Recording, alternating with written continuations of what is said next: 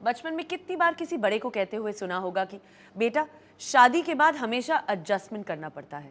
Adjustment my foot. Okay, maybe I overreacted there, लेकिन the problem is कि ये adjustment हमेशा adjustment नहीं रहता.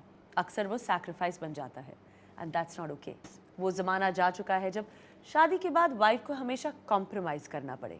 It's all about equal partnership now. मेरा एक छोटा सा सवाल है. आपने अपनी तकरीर में शुरू में कहा कि इस्लाम में औरतों और मर्दों को बराबर के हकूक़ात हासिल हैं, और आपने नंबर भी दिए कि दोनों को 100 में से 80 नंबर, किसी पेपर में किसी को कम किसी को ज़्यादा. तो मेरा सवाल ये है कि खुदा के घर में, खुदा के दरबार में, जिसे हम मस्जिद कहते हैं, उस खुदा की इबादत गाह में मुसलमान बहनों को, बेटियों को इबादत करने का हक क्यों नहीं दिया गया है? वो मस्जिद में जाकर नमाज क्यों नहीं पढ़ सकती? आपका सवाल जो है कि अगर खवातीन और मर्द के हुकूक एक है, उनका मयार एक है, तो इस्लाम क्यों खवातीन को मस्जिद में आने से रोकता है? बहुत अच्छा सवाल है. आप कुरान मजीद पढ़ेंगे, कुरान मजीद में कहीं भी नहीं लिखा है कि खवातीन मस्जिद में नहीं जा सकते. एक भी सही हदीस नहीं है जिसमें यह जिक्र है कि खवातीन मस्जिद में नहीं जा सकते, बल्कि कई हदीस है. आप अगर सही बुखारी पढ़ेंगे, जिल्द नंबर 1, जो आखिरी हदीस है, 825 की हदीस, उसमें मोहम्मद सल्लल्लाहु अलैहि वसल्लम फरमाते हैं कि do not prevent the female servants of Allah from entering the mosque. आप खवातीन जो मोमिना हैं, अल्लाह सुब्हाना व तआला की बंदियां जो मोमिना हैं, उसे मस्जिद में जाने से मत रोकिए. कई हदीस है जिसमें लिखा हुआ है कि मोमिन औरतों को मस्जिद में जाने से मत रोकिए. लेकिन क्योंकि खवातीन की जिम्मेदारियां हैं घर में भी, उन्हें मस्जिद में जाना फर्ज नहीं है, कंपल्सरी नहीं है. मुसलमान मर्द को जमात में पढ़ेंगे तो 25 गुना 27 गुना ज्यादा सवाब है. ये सही बुखारी की हदीस है मोहम्मद सल्लल्लाहु अलैहि वसल्लम की. और मस्जिद में पढ़ना जमात में और बेहतर है. लेकिन खवातीन चूंकि उनकी जिम्मेदारियां हैं, घर में जिम्मेदारियां हैं, बच्चे को देखना होता है, खाना पकाना होता है, तो उनको मस्जिद में जाना फर्ज नहीं है. लेकिन अगर वो जाना चाहते हैं तो उन्हें कोई भी रोक नहीं सकता. ये अफसोस की बात है कि अक्सर हिंदुस्तान के मस्जिद में खवातीन के लिए जगह ही नहीं है. तो गलती है हिंदुस्तान के मुसलमानों में, इस्लाम में नहीं.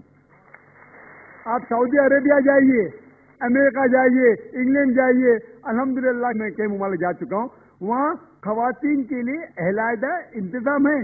लेकिन जब खवातीन को मस्जिद में आने की इजाजत है, इस्लाम उसके लिए कुछ गाइडलाइंस भी पेश करता है. खवातीन के लिए इक्वल बट सेपरेट फैसिलिटीज, मतलब वही फैसिलिटी लेकिन अलहदा, साथ में गुल मिलने की मुमानियत है. क्योंकि जैसे मैंने कहा मेरे तकरीर में, हम जब नमाज पढ़ते तो कांधे से कांधा मिलाना चाहिए. अगर एक मर्द खवातीन के कांधे से कांधा मिलाएगा, वो अल्लाह से ज्यादा खवातीन को तवज्जो देगा.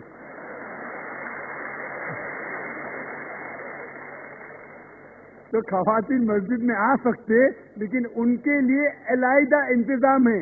इक्वल बट सेपरेट फैसिलिटीज, बराबर अच्छा इंतजाम, लेकिन अलहदा. वजू के लिए जगह अलग, नमाज पढ़ने के लिए अलग. इसीलिए इस्लाम के अंदर खवातीन आ सकते. लेकिन अफसोस की बात है कि ये हिंदुस्तान में अक्सर मस्जिद में उनको अलाउ नहीं करते. ये हिंदुस्तान के मुसलमान की इल्म की कमजोरी है. अगर आप पढ़ेंगे सही बुखारी, कई हदीसें हैं, सही मुस्लिम, जहाँ खवातीन को आने से रोका नहीं गया, बल्कि मोहम्मद सल्लल्लाहु अलैहि वसल्लम ने कहा कि अगर खवातीन मस्जिद में जाना चाहते हैं रात को भी, तब भी आप उन्हें मत रोको. रात को भी, ये सही बुखारी की हदीस है कि अगर रात को भी वो मस्जिद में जाना चाहते तो आप उसे मत रोकिए. लेकिन अल्हम्दुलिल्लाह सुम्मा अल्हम्दुलिल्लाह, हिंदुस्तान में सैकड़ों मस्जिद है जहाँ खवातीन को आने की इजाजत है. बंबई में है, दिल्ली में भी होंगी, आगरा में भी होंगी, कम होंगी. अभी अल्हम्दुलिल्लाह बात फैल रही है, लोग को इस्लाम का इल्म हो रहा है अल्हम्दुलिल्लाह, और कई मस्जिद में खवातीन को आने की इजाजत दी जा रही. और मेरी दरखास्त है कि जो आगरा के मस्जिद के ट्रस्टीज है वो भी हदीस पढ़े, और भले अगर खवातीन कम आते हैं تو ان کا چھوٹا انتظام ہونا چاہیے، خواتین کماتی تو، لیکن انتظام ہونا ضروری ہے اور انہیں مسجد سے آنے سے روکا نہیں جانا چاہیے۔ افسوس کی بات ہے کہ بہت سے لوگ کو غلط فہمی ہے کہ اسلام میں عورت کو ذلیل کیا جاتا ہے، اسلام میں عورت کا درجہ نیچا ہے۔ اگر آپ اسلام کی کتاب کو پڑھیں گے، قرآن اور صحیح حدیث، اس سے یہ پتا لگے گا کہ الحمدللہ ثم الحمدللہ اسلام نے عورت کا درجہ اونچا کیا ہے۔ اسلام میں عورت اور مرد کلی طور پہ برابر ہے۔ کچھ جگہ مرد کو ایک درجہ اضافہ ہے، کچھ جگہ عورت کو ایک درجہ اضافہ ہے۔ مثال کے طور پہ اسلام میں مرد اور عورت برابر ہے لیکن ہو بہو نہیں ہے، برابر ہے لیکن ہو بہو نہیں ہے۔ اللہ سبحانہ و تعالیٰ نے مرد اور عورت کو فزیولوجیکلی الگ قسم کا بنایا ہے، بایولوجیکلی الگ قسم کا بنایا ہے، مینٹلی الگ قسم کا بنایا ہے، depending upon the physiological make up, biological make up, medical make up. ہر انسان مرد اور عورت کے جو رول ہے وہ مختلف ہے۔ مثال کے طور پہ ایک کلاس میں دو طالب علم، دو اسٹوڈنٹ فرسٹ آتے ہیں، انہیں ایگزامینیشن میں 100 میں سے 80 مارکس ملتے ہیں، 80 نمبر ملتے ہیں۔ جب ہم آنسر پیپر دیکھتے ہیں، جواب کا پیپر دیکھتے ہیں، ہمیں پتا چلتا ہے کہ 10 سوالات ہے، ہر سوال کے جواب پر 10 نمبر ہے۔ پہلے سوال کے جواب میں اسٹوڈنٹ اے کو 10 میں سے 9 نمبر ملتے ہیں اور اسٹوڈنٹ بی کو 10 میں سے 7 نمبر ملتے ہیں۔ دوسرے سوال کے جواب میں اسٹوڈنٹ بی کو 10 میں سے 9 نمبر ملتے ہیں اور اسٹوڈنٹ اے کو 10 میں سے 7 نمبر ملتے ہیں۔ تو جواب نمبر 1 میں اسٹوڈنٹ اے اسٹوڈنٹ بی سے آگے ہے، ایک درجہ اضافہ ہے۔ جواب نمبر 2 میں اسٹوڈنٹ بی کا درجہ اسٹوڈنٹ اے سے آگے ہے۔ باقی سوالات کے جواب میں دونوں اسٹوڈنٹ اے اور بی کو 10 میں سے 8 ملتے ہیں۔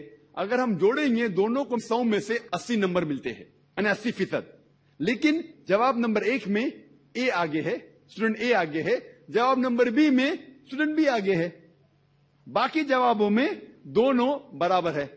اسی طریقے سے اسلام میں عورت اور مرد کا درجہ برابر کا ہے، لیکن کس مقام پہ، کس چیز میں آدمی کا ایک درجہ آگے ہے، کس چیز میں عورت کا۔